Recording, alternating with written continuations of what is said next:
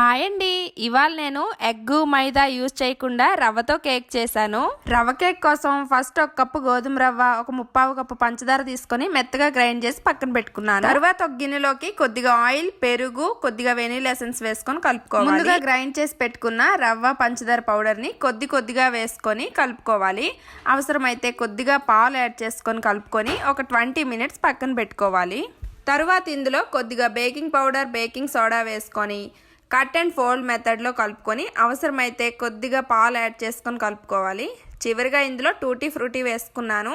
తర్వాత ఒక 40 minutes bake చేసుకుంటే సరిపోతుంది. ఓవెన్ ఏమీ యూజ్ చేయకుండా స్టవ్ పైనే లో ఫ్లేమ్లో పెట్టుకొని 35 to 40 మినిట్స్ బేక్ చేసుకున్నాను, మధ్య మధ్యలో చూసుకుంటూ. సో ఫైనల్గా కేక్ అయితే చాలా మంచిగా బేక్ అయింది, చాలా ఫ్లఫీగా కూడా ఉంది.